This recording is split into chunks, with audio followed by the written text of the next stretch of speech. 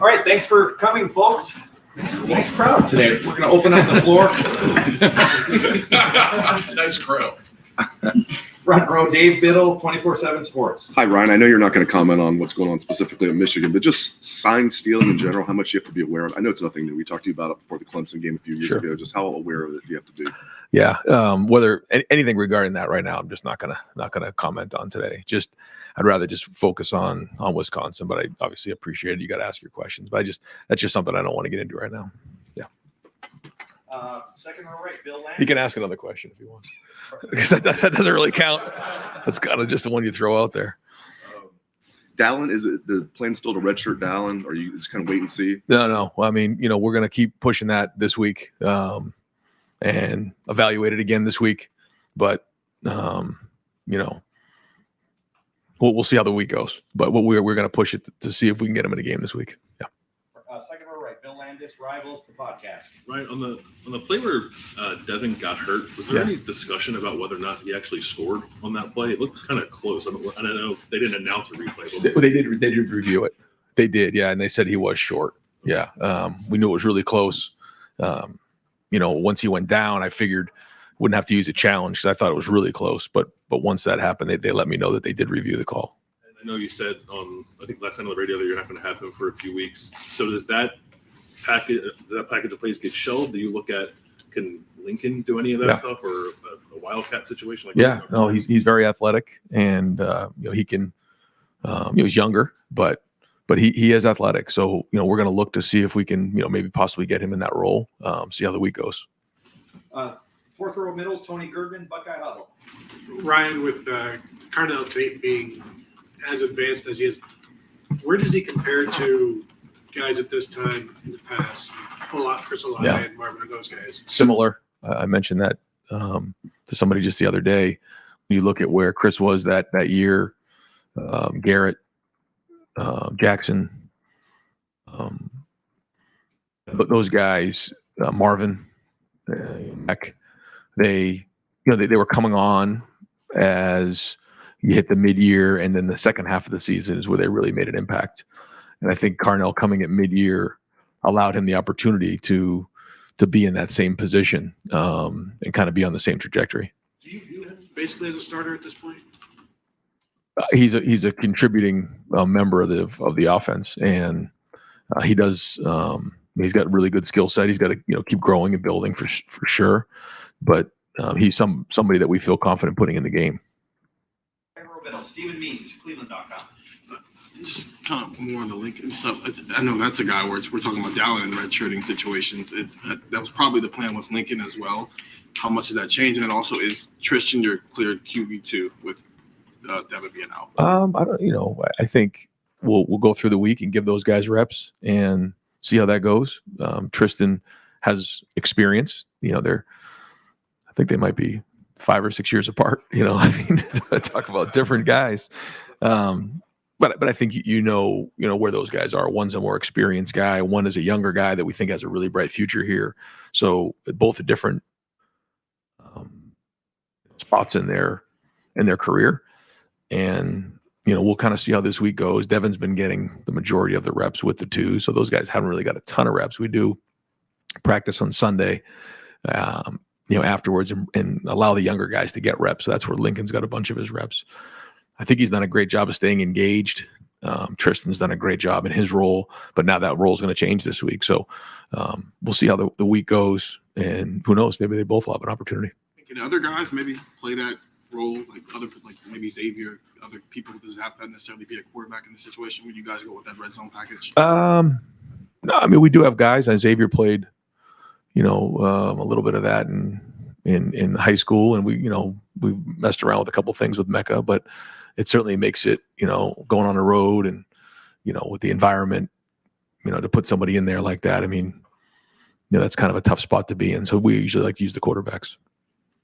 Right behind him, Dan Hope, 11 Warriors. Ryan, it seemed like the running game, you kind of just got something going there in the first half, and then in the second half, it really wasn't effective at all. Just when you look back at the film, what did you see as maybe the biggest issues there? I wish I could point to one thing, but I think it was a combination again, which, isn't good enough. They're very good against the run. Don't get me wrong, but it was, there were times where, there was something that wasn't fit up front properly, or it was the running back, maybe not hitting the hole correctly.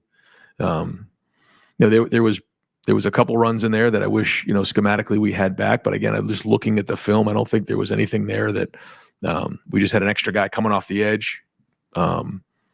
So, we got to execute it better. We got to coach it better. And, that's on us as coaches to get it done. And, so we'll work our tails off to get it done this week, because we need that balance, and we got to be able to do that. How fixable do you feel like those issues are at this point? I think they're fixable, but we got to get them fixed. That's the bottom line. And so we'll keep grinding on that. Right behind it, Pat Murphy, 24/7 Sports. Ryan, I assume the answer to this will be competitive excellence, but you come off a big emotional win against Penn State. Yep. Go on the road to a tough place against a team that maybe hasn't had the success. We've kind of seen this story before with Iowa a handful of years ago. How do you keep the guys at that same level in maybe a game that won't necessarily have the same feel, even though it's a night game on the road? Right. It's that competitive stamina that you mentioned. I mean, that's the term that we talk about in the, in the preseason. When you look at the schedule, we talk about where we're going to be, and we knew we had to go on the road this year and be road warriors. Notre Dame early on was going to be, a really difficult environment. We knew this was going to be the same way, and so we talked about it on Sunday as a team that we've got to bring it this week. They're playing well. They're a good football team. They're got a really good opportunity to win their side, and we can't let last week affect this week. And if we want to, championship teams bring it every week. They don't have ups and downs and letdowns, so we're not allowed to have a letdown. We got to bring it, and we know it'll be a night game. I think it's Halloween weekend. I mean, it's going to be rocking. We know that. So it all starts with what kind of practice week we're going to have, and we've got to do a great job today of getting out there and putting it on the field, and first, second down, then coming back and having a great Wednesday, and then building towards it. But that's something that we've talked about for a couple of years now. You've heard me say that, we're not allowed to have a bad day. We can't do that. And this is an example of going on the road, in the middle to end of the season against a really good team. And, this is always a big challenge for anybody in the conference. And so we got to do a great job this week. Third row right, Dylan Davis. Going back to the run game struggles, I know every coach is chasing balance. I get that. But I guess at what point in the season do you just have to accept that you are on offense and maybe adjust accordingly to that? Oh, we do that every week. Yeah, we're trying to figure out what we do best.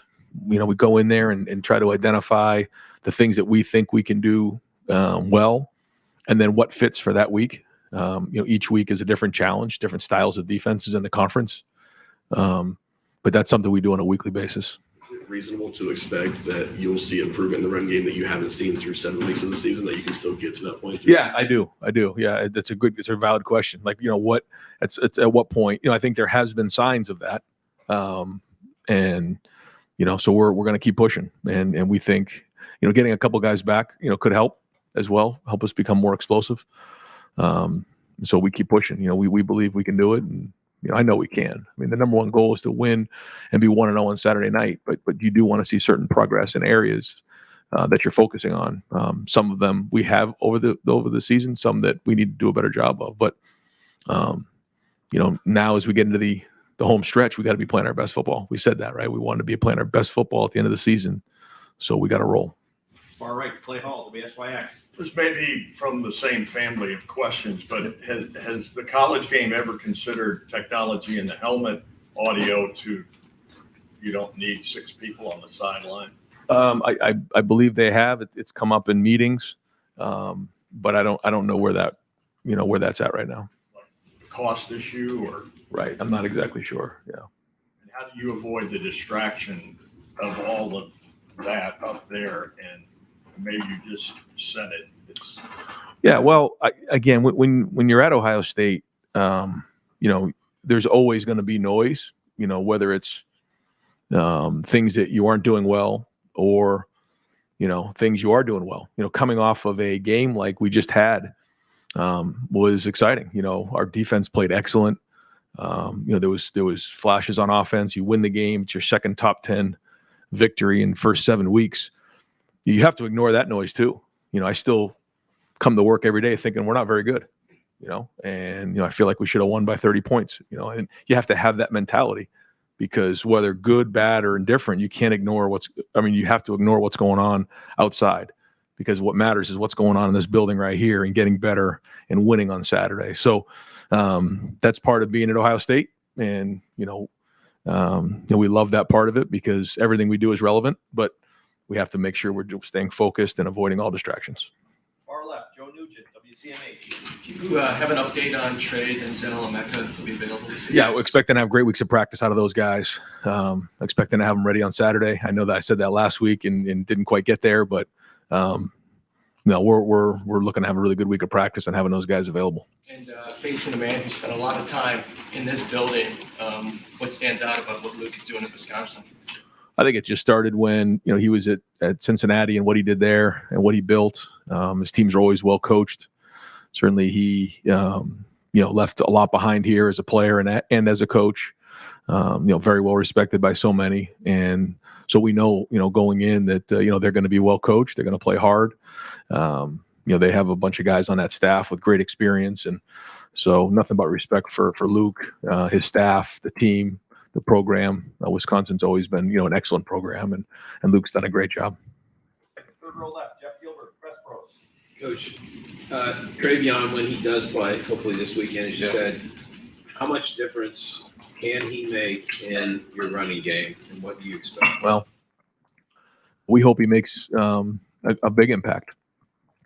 Certainly, we know that he can hit home runs, and he did that in the Notre Dame game, and certainly that was a big difference in what we're doing. We have confidence in all of our running backs, but he does allow us the opportunity to hit a home run and be explosive. So that doesn't just happen. There's a lot that comes with that. But hopefully we get a good week of practice and we can go put it on the field. Second row left, Nathan Baird, Cleveland.com. Just to kind of piggyback on the question that Pat asked you before, but you were on the staff in 2017 and 2018 when you had those kind of unexpected losses. Did that experience inform how you have maybe approached things since then as programs become your own? Are there things that you've tried to emphasize to not have those sorts of unexpected collapses? Yeah. Every year you learn things. You identify the things that you did well, and then you recognize the things that you have to improve on. And every year you learn. You learn about your staff. You learn about the players. You learn in recruiting how to adapt. But you also learn as the season goes on things that have happened, things that you recognized where you have to make sure that you're communicating some things that may happen a certain way, and you try to communicate that to your team and make sure that everyone's aware of that so you don't get ambushed. And again, the more experience you have, you try to do the best you can to relay it to everybody to make sure they're prepared, because our goal again is to put them in the best situation to be successful. And so that's why we have to have a great week of practice to make sure we're out in front of this and we're playing our best football on Saturday night. How would you assess Carson Hensman's performance right now relative to where you expected maybe someone in his position to be halfway through this year, but also with such little experience he has, maybe especially with this kind of offense? Yeah, Carson coming in had not started a game before, really hadn't played a whole bunch of football. So, we know that he's got he's talented and he's got a bright future ahead of him. And, losing Whippler last year, forced him into action. And I thought, there's been some really good moments out there where he's done some really good things. There's still things he's growing on, just like everybody, but or building on, and he's growing. And, the goal is to have his best football here now be the home stretch, because there's no way to replace, playing on the road in these styles of games, or seeing these different styles of defense week in and week out. We've seen 4 down, we've seen 3 down, we've seen 5 down, we've seen pressures, and those are all new experiences for him, just like a quarterback would be. And for the center, there's a lot of communication that goes on. You have to get everybody on the same page. You have to handle the snap count. You got to handle the snap, and then you got to do your job. So, got to be able to multitask. And he's growing with it. He's building. It's not an easy job. But again, the goal is that he's going to be playing his best football here down the stretch. Front row right, Austin Ward. the podcast Rivals. Ryan, we've seen Kyle when the stakes are highest, meet the moment. We've seen him make throws into really ridiculous windows, and then they're just at times like the easy ones don't seem to connect. What causes that with a young quarterback? How can you work through that? Well, it starts with practice, being consistent in practice and building that confidence so that, as coaches, we got to continue to put them in situations where, hey, the game almost is easier than practice. And that's where it starts. And then you build the confidence of seeing the look and seeing the throws and making the throws consistently. And that's just what it comes down to, is being consistent, trusting your feet, trusting your eyes, and then making the routine plays routinely, and then taking care of the football. So I think there's definitely been signs where we've done that. And when we do, the offense is rolling. And so we'll keep working on that. And just, like I mentioned about Carson, the goal is that we're playing our best football here over the next month. The screen to Marvin early, it's hard. I have no idea. It's hard for me to tell if maybe Marvin took a step the wrong way, if Kyle was pressured. When you evaluated that play and we're saying, well, the throw was off target, how much of that on that one was Kyle? How much of it was something that we don't know? Yeah, I mean, we could probably go through the film and go through each of the plays and identify, who was right, who was wrong in these situations. And so what I don't like to do is point fingers one way or another. But the bottom line is, I think that's what I'm talking about with practice. We've got to be so clean that, we take the practice field to the game and that we connect. And it's our job as receivers, as quarterbacks, as coaches to make sure that it's exact on the field. The timing, the spacing, the protection, all of that. And, I can't just say it's one thing, but, we've got to connect in those areas. We've got to do that. Whether it's first and second down, third down, red zone. So we'll work back, we'll get back at it this week to make sure that we're efficient, because, you can see what's out there. I mean, the possibilities are there. I mean, it's there. We got to go do it. And, if we're going to make this run here, we're going to need to do that. Joey Kaufman, Columbus Dispatch. Ryan, as far as the helmet technology goes, in the NFL, they have the mics in the system. And you just mentioned that, talked about, would you be in favor of something like that? Would you be supportive of it? Yeah, I mean, I think it's, again, it's not something that, we're going to discuss right now, because it doesn't really matter right now. What matters is playing this game. But I do think, we should definitely consider that, because it would certainly help. How did you find it in the NFL one? Because that was in place when you were there. Yeah, it was good. I mean, the coach on the sideline had the walkie-talkie, and he would be able to communicate, into the headset. Spencer Holbrook, Letterman Roll. Ryan, the numbers from Gifford say that Josh Simmons has had his 3 best run blocking grades in each of the last 3 games. Does that line up with what you guys are seeing in the progression from him? And where do you see him still needing to get better if you guys are going to make the run you're talking about? I would say it's the consistency. Yeah, I mean, there's some really great snaps of film out there, and you're seeing finish, you're seeing pad level.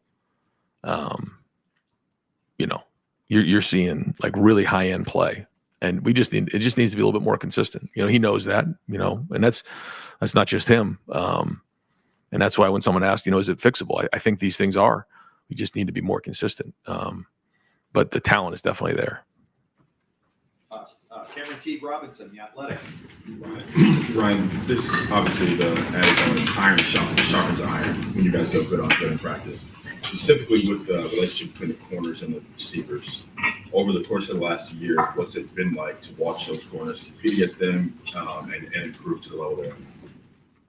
That's the thing that we talk about here. I mean, you've heard me say that iron sharpens iron. We get each other better every day. It's not just the 12 Saturdays in the fall. It's every day in practice. And guys are getting each other better. Whether it's, I think one of the reasons why maybe, our tackles were able to block the defensive ends this past weekend is because, you're going against JT and Jack every day in practice, and vice versa. I think, JT and Kenyatta and Jack were able to get pressure, on a really good left tackle because they go against our tackles every day. So it's the same thing on the back end with the receivers and the DBs.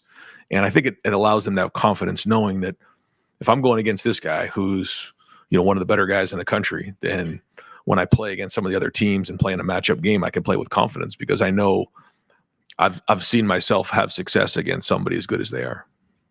thought that when you have a freshman like Jermaine, he's playing his first major snaps in a huge game. What you see from spring to now, from him, is that what gives you the confidence knowing that, like, I mean, Jim made the point that he didn't even really know how big the moment was. Is that what? That's probably right. Yeah, that's probably right. You know, he just that was him, and that is him, but he's one of the more competitive guys that we had in this incoming class.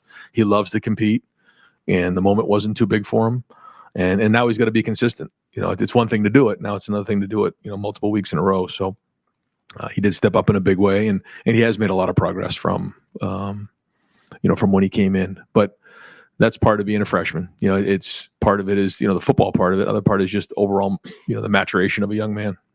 Andy Backstrom, let it roll. Ryan, did you guys know that Jordan Hancock could be quite this versatile? I mean, he feels like a huge part of this defense at this moment. I guess what has been your perspective of his development? Yeah, we felt like when we were recruiting him that this is what we thought he could be. That we thought there was versatility there between nickel and corner, and that's what you're seeing. Very competitive, very instinctual. And you're seeing it. He works really hard. He's another guy with a great work ethic that is always in here watching film, getting extra work in. He's very serious. He was very frustrated last year with that injury that he had, and so worked hard this offseason, and now you're starting to see his best football. For that 2021 class, you talked before the season about this was going to be a big year for them. 7 games in now, a couple top 10 wins. I guess what's your assessment of that class and how they've come along? I think they're getting more and more of these big game experiences, and when you get more battles under your belt, you learn more and more. You become more veteran, and now they're becoming that way, and that makes you dangerous as you head into November. So it doesn't mean anything. We still got to play this week and we've got to keep growing, but it does make a difference when you have guys who played a lot of football. And I just think back on maybe some of the other teams we've had the last couple of years. We've been talented, but not as experienced. So again, I've said this before, we're going to count on that being a difference maker here. Jeremy Birmingham, the podcast. Ryan, as you go through a season, there's obviously a ton of things that you're thinking about on a week-to-week basis, tons of different evaluations, minutia. How do you evaluate the job individual assistant coaches are doing as far as their primary responsibility throughout the season? Is that a conversation you have now, or does it always have to wait until the end of the year? No, it doesn't have to wait. I think the first and the easiest way to identify it and evaluate is, are your guys grading out as champions during the game? And if yes, then keep it going. If not, we got to figure out why that is. If your guys are grading out over 80% in a game, then that's the sign that your unit's performing at a high level. And we want all 10 units to be operating at a high level. If that's the case, we feel like we can win any game in the on the schedule. But if not, then something's going wrong. And each guy is responsible for recruiting their position, and then developing their position, and then ultimately the performance on the field. So, we're all being evaluated, me included. So, every week is an evaluation, in my opinion. You look at a year ago with Tim Walton's room, very thin depth-wise, and then a lot of injuries, and then you see the development into this season. It looks like night and day. I mean, how do you measure all of those different data points? Yeah, well, you first off, it's the eye test, and I think I mentioned that to you guys in the off season. It's like, okay, we'll believe it when we see it, but they were getting their hands on balls all off season, and then now you're starting to see production on the field, and that's what you look for. You look for the eye test, you look for how are they practicing, and then ultimately how are they performing on the field. Tom Moore, Buckeye Huddle. There have been a couple times in goal-to-go situations, red zone situations, where you've gone heavy, taken Marvin off the field. I think looking from the outside, you look at how much attention Marvin gets. And I think, it's sort of easy to say, just throw him out to the field side and, have a guy or two chase him out there, and then maybe that gives you numbers advantage, or you got Marvin one-on-one. What's the thinking behind not just always throwing Marvin out there by himself? Yeah, well, I think it's a good point. When you get down there on the 1 or 2 yard line, we got to get in. It's unacceptable not to get in. So we have long discussions on what gives us the best chance to do that, and we'll keep doing that. And if having Marv out there gives us the best opportunity, then we'll do that as well. But I feel like, we got to be able to make a yard or two when we get down in there. And I know there's a lot of people in the box. I get it, but but we'll keep looking at it and making sure that we're doing what's right and putting our guys in the right situation. All right, Adam King, WBNS. You kind of joked about winning with defense, but I'm curious, knowing that you have a defense that can go out there and make plays like they did this Saturday, does that change your scheme on offense at all? Does it change your play calling thought?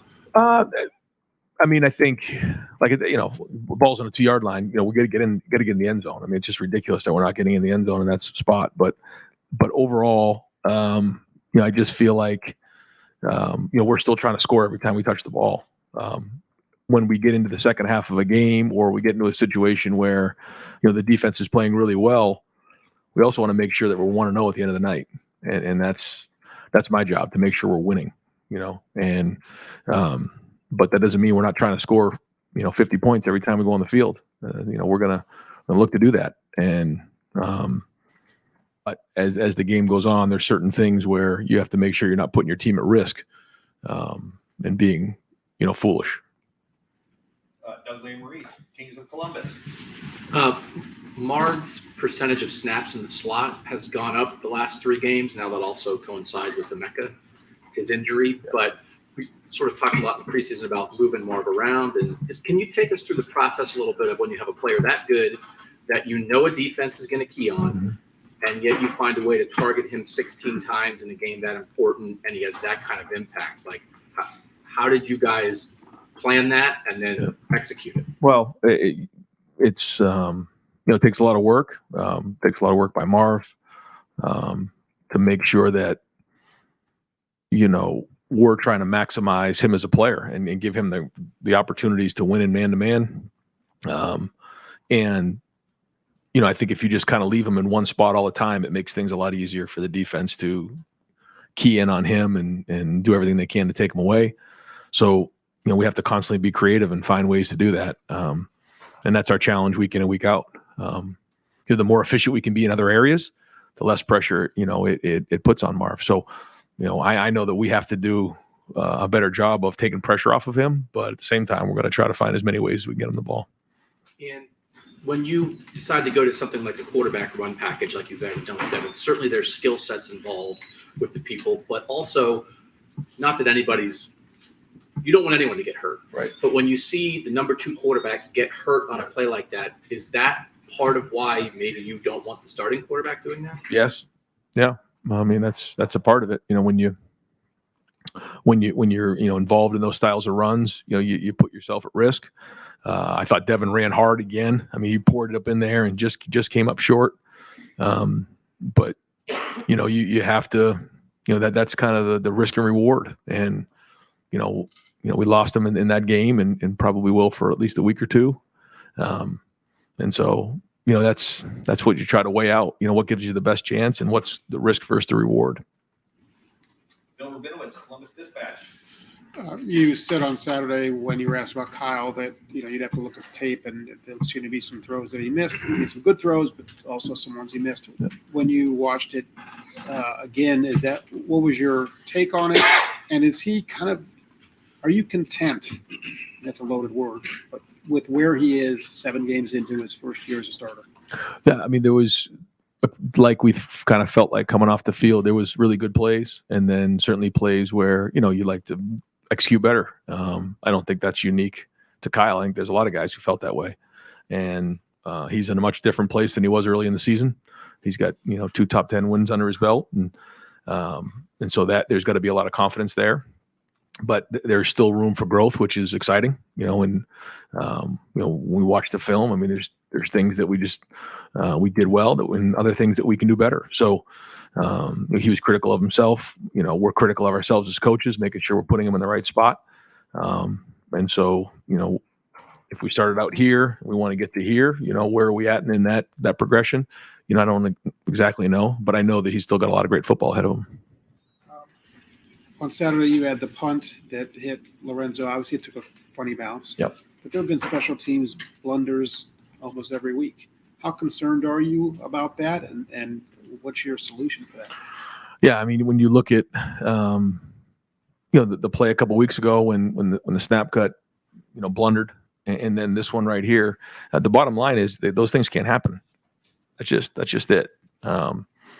And one, it slipped out of his hands. It can't slip out of your hands. Two, the ball bounced, and JB yells, makes the call, points to it, but Lorenzo doesn't hear him. We got to be louder. That's just what it is. And those are two strange plays, but they could cost you a game. And so we've got to be better. We can't let that stuff, because that was a huge swing. Even the ball in the 2, we get a stop, and we're gonna get that ball around midfield. We don't, and then we get to put the defense back on the field. So regardless of how that all shook out or took a funny bounce, it doesn't matter. It just cannot happen. We got to get the ball back in those situations. And final questions, front row, Ken May on 3, Letterman Road. Thank you, Jerry. Just 3 quickies. Number one, when y'all watch the play, the third, You had ones every week. Yeah, the 3rd and goal out of the out formation, and literally the offensive line came off the ball as one. Yeah. One guy was off the line, was a beat late, and that's the guy that made the that play. When you watch that on video, when you show it to the team, do y'all throw stuff at the screen? I mean, what you know what I mean? Yes.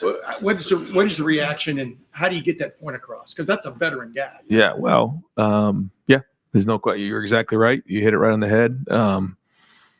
We probably need to, move him up in that situation, give him a better chance to make that block. But he's done so many great things that, so ultimately that's going to come down on us. We got to do a better job of putting him in a better situation. But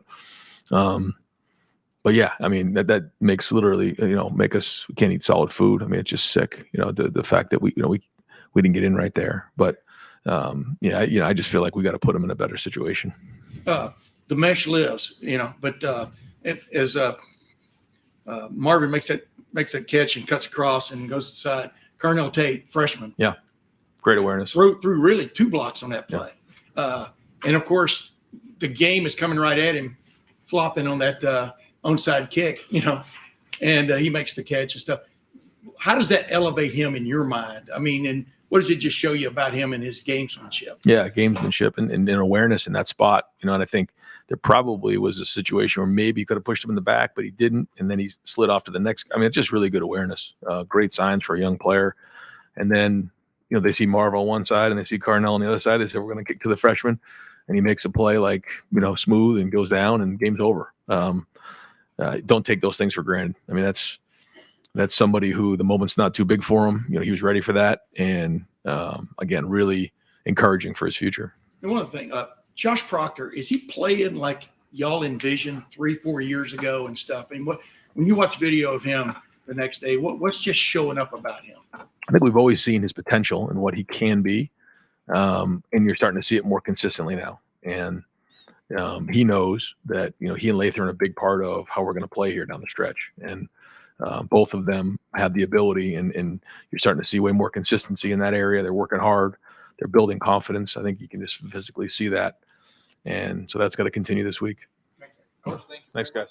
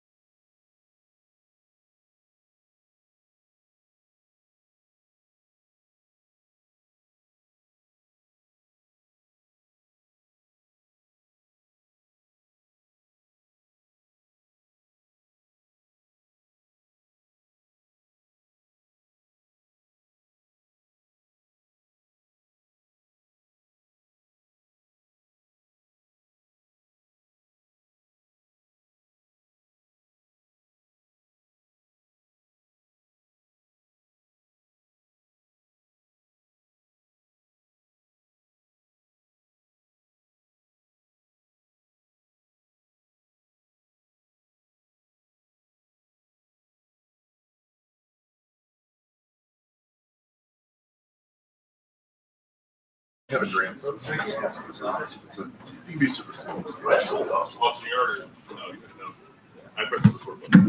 saw it was hot. All right, guys, we'll start in the front row with Dave Biddle. Dave, go ahead. Hey, Jim, do you ever remember coaching a defense that was, I guess for you, 15-0 on third downs? At one point, you guys held them 15 straight. They were 0 for 15 on third downs. Do you ever remember coaching a defense that did that? I remember some good days, but that's hard to beat. Yeah, I can't specifically recall that kind of production. Tyleek specifically. I'm sure he's playing better and he's in better condition than last year. Maybe it's a combination. Is there one factor that's leading to him playing so much and so well this year? Nope. Healthy reps, attitude. Tyleek has it all. So the athletic ability, it just keeps showing up. Second row, we'll go to Nathan Baird, Cleveland.com. Jim, before you got here by a few years, this program was running into this issue where it had these sort of unexpected, catastrophic, I guess you would call it, losses that would crop up. Is there anything about the way Ryan runs this program that you think helps insulate against that, like the week-to-week approach to the season that helps avoid those sort of problems? No, Coach Day just preaches consistency. He breaks down the week for our players, what we're doing every day so they understand it. And, he's got a great intensity to him, that can motivate the players without bringing them down. So it's just a complete program. When you guys were deciding that nickel was the best position for Sonny, his ability as a blitzer, either just the skill or maybe his body type in that role, how much of that was a factor? It's a definite factor. I mean, it's an added dimension when you have a nickel with his size and athletic ability to be able to attack the line of scrimmage. Behind Nathan to Dan Hope, 11 words. Jim, do you have any opinions on the whole sign stealing deal, and what do you do maybe to counteract other teams trying to do that against you? I've been instructed by the higher ups, so I'm not speaking about that. It's a great thing about being a middle manager. I'm sorry. On that note, we'll go to the back here with Steve Robinson. Yeah, brother. Jim, when you look at the film of Jermaine specifically, just what stood out second watching of his game? He doesn't flinch, at the point of competitive excellence. There was a shot, right, in press coverage, and he got his head back for the ball. He finished through the ball on a huge stage. So I think that speaks right there. I wanted to ask you about that exactly, because there were times last year where the corners didn't really get their head turned around and they got called for a PI. What does it say about a guy like that who can, like you said, first time on a big stage, is able to turn around and make a play on the ball? He's got a lot of naturalness, and he takes coaching well, and you can coach him hard, and he doesn't back down. All right, we'll go to the center back, Patrick Murphy, 247. Jim, when a team brings a quarterback off the bench to play in the red zone, like you guys were doing with Devin, what are the pros and cons from a defensive perspective of that, beyond the obvious of he's dual threat? You're bringing a guy in, I assume that gives you some idea of what's coming, but also more dangerous, I imagine, as well. Yeah, you might have an idea what's coming, but you got to remember it's all about practice time allocation, right? I mean, that's where there's only so many hours and that you're allowed to practice. So when you have someone with a different package, you have to practice that. You become more predictable, I guess, on defense because you just can't practice as much as you'd like to when the package changes. We'll go fourth row on the aisle, Spencer Holbrook. Jim, it seemed like last year you guys would adjust, but it would come after some of those bigger plays happened. Penn State had a 20-yard run, I think a 16-yard run, and then nothing else after that. What does it say about your guys that they're so quick to adjust? And maybe that starts with you, or maybe it starts with the linebackers. I guess where does that start? Yeah, I just started to adjust sooner, I guess. But no, your point is well taken. They understand the system, so we can quickly go from one thing to another without having to get on the sideline and explain it and break it down. So they know enough that I can make those calls, change it right away, and they respond. Just the experience and this knowledge of the system shows up when it comes to like not letting things snowball. Is there defenses that give up one big play that turns into two and then turns into a touchdown? And you guys seem to give up one, and then each play is like a new drive. Yes. I mean, there's a resiliency that comes along with knowledge and confidence, and I think that's what you're seeing. Jim Steele was kind of open that Notre Dame game and Maryland, that he may have struggled a little bit, eye discipline, things like that. Did you feel like he was in that a little bit of a funk, and that was Saturday a bounce back in your mind for him? I think Steele is always learning and growing. I mean, you really can't discount the fact that he was a running back. He's just always learning and growing. So, but he did have a really good week of practice, and I told him that without giving him too much sugar, because I said he might be a diabetic. That's what I said to him. Steele, you did okay this week, but no, he had a good week of practice, and it showed up in the game. So, but he's always learning and growing. All the way on the left, Whitney Harding, WCMH. Hey, Jim. When you play Wisconsin, there's going to be a really good running back in the backfield. Braylon Allen's another in a long list. What is special about him from what you've seen? What does he do that's maybe different or just does well? He breaks a lot of tackles. He really does. In different ways, Guys try to go low on him, and he gets his pads down, and they bounce off him. So he makes a lot of tackles. It's the best I can put it. That seems simple. One of the few explosive plays Penn State had against you guys with the tight end. Notre Dame had some really big plays against your defense with the tight end. What is it about those kinds of schemes with the tight end that maybe the defense is susceptible to, and how do you work on fixing them? Yeah, you get guys closer to the line of scrimmage, right? When you're covering someone and you're closer to the line of scrimmage, things happen fast. So you get, you lose your eye discipline in terms of, the runs coming at you and the play action, and you don't have time and distance to decipher what's going on. So I think that's how tight ends get loosed, because things happen quickly. Jim, is there anything unique or challenging about facing a Wisconsin offense that's going through a little bit of a philosophical transition compared to what they've done previously, but also still has a lot of the same personnel for the stuff that they were doing previously?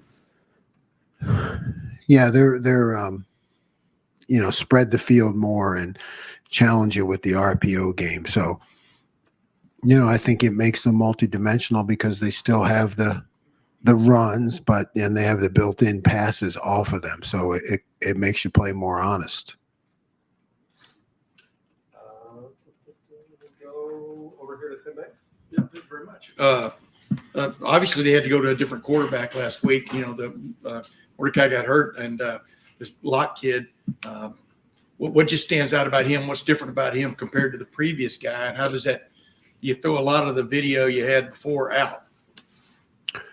Yeah, they're still running the same offense. He's very similar.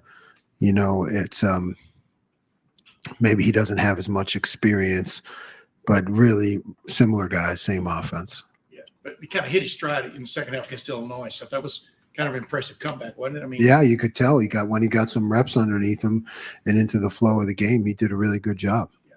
And Josh Proctor, what's compared to Josh Proctor this time a year ago? What is the biggest difference? How can you describe what he's gone through in terms of getting him to where he is right now from the standpoint of being an effective, consistent player? At least it appears to be to me. Josh been through a lot of ups and downs,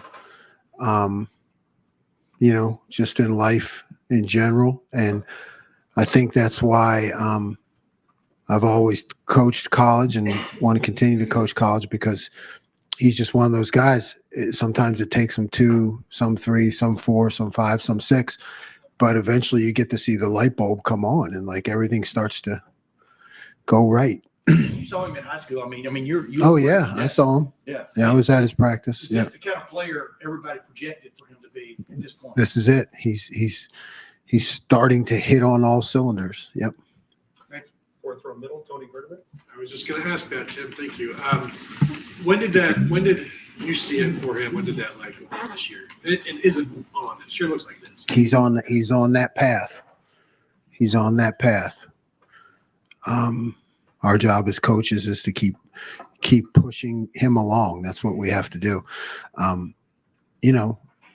It was one of those things that where you hoped you saw the talent, but you really didn't know until games. You just didn't know. And with Brock, until he started to do it in games, and then he started to string games together, and that's what makes a great player. Was it frustrating for both of you last year that it didn't happen? Sure. Yep. I'll go to the left on the aisle, Jeff Gilbert. Safety-driven defense you talked about, talking about Josh. Is this defense being safety-driven like you wanted? Is that coming to fruition? Yeah. I think you're starting to see that. I mean, you're starting to see safety show up in different places and making plays at critical times. And that's just an understanding of the system and how they can make plays. We'll go front, second row here, Doug Luis. Jim, all the work you put in during the week to prepare for a game, are there times when you're sitting up there and like the artistry of calling a game, are there days where you feel like, okay, like I've got it, like I have a feel for this? And are there days where it's like, oh, I planned for this and it feels like, banging my head against the wall, I just can't get a handle on it? Like, what's it like when you're up in the box? All of that. I mean, you can't, it's really one play at a time and 3 plays ahead at the same time, while you look backwards, to learn from what happened and what they're trying to do, maybe what you did well, where they might go with it.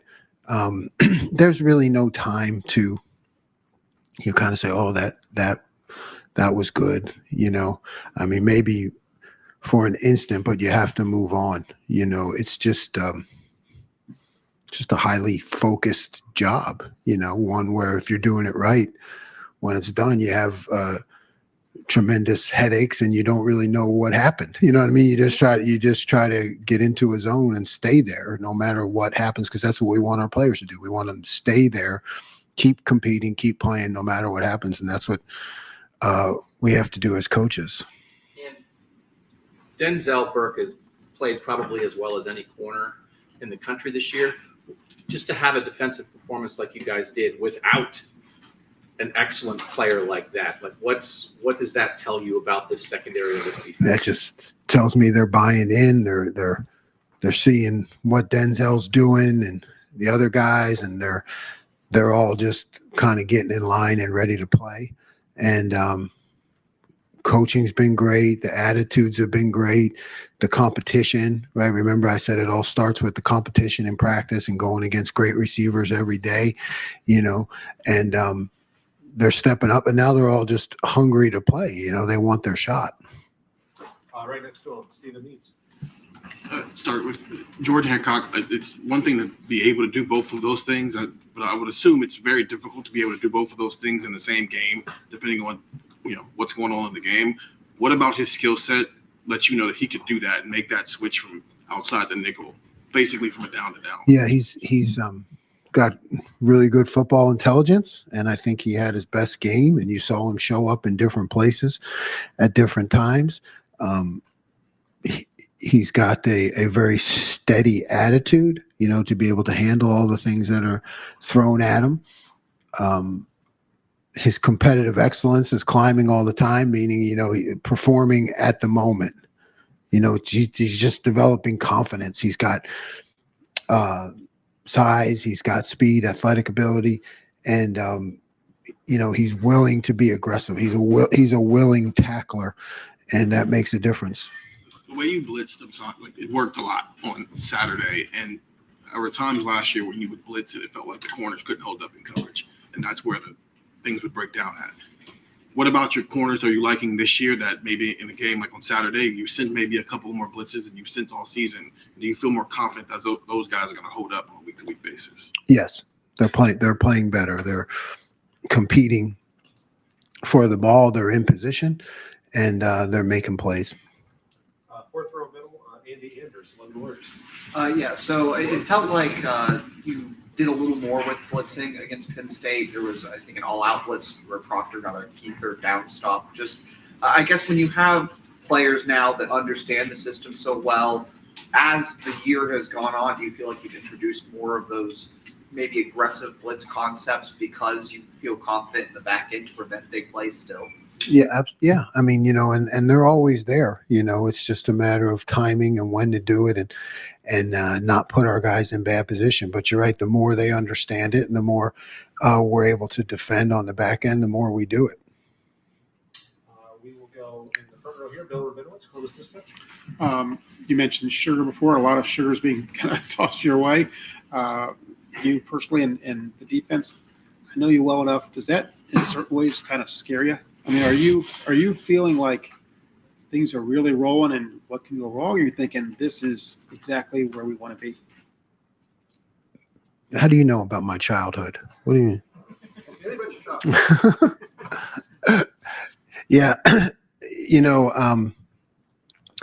it's really added pressure, right? And it's really becomes my job to get the players to understand that, when you start to play well, the expectations become higher, and that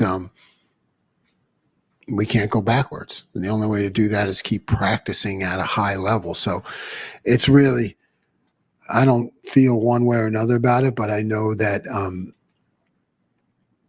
our players are young men, so it's my job to keep yelling at them, I guess I would say. What tangible ways can this defense get better? We have we had some issues with some motion adjustments, where we can be better at that. They can do a better job of making the play when I make a bad call. They can do that, Yeah, I mean, and that's joking, but at the same time, it's like, okay, if we are not perfect in everything, right? Let's make sure that we still have leverage and get the ball on the ground. It's that like controlled chaos when something happens that wasn't exactly planned. How are we reacting to that? How are we handling that? But a lot of it has to do with just motion adjustments and shifts and things that I see that I know we got to keep working on. All right, last set of questioners. First to Andy Baxter. Jim, with Jordan, you mentioned his steady attitude. How much did that come about last year with his injury issues? And I know he said he couldn't fully explode. I guess what did you see from his attitude last season that's kind of shown this season as well? Yeah, I think he, I definitely think he had a chip on his shoulder or wanted to do better last year and wasn't in position to do that. So I think he had his motivation to be really good this year was high, and he prepared himself that way. All right, and then we'll wrap it up right here in the front with Joey Coughlin. Jim, Wisconsin's typically the team that's going to be ball control, run heavy. I mean, they've past years where their run pass splits might be 2 runs to every pass, and they're almost like a 50-50 team this year with their offensive transition. Just what's it been like watching them on film this beginning ready for Wisconsin? It looks a little different. Yeah, well, they just challenge you, from sideline to sideline. All their runs have passes off of them. So it's like I said, it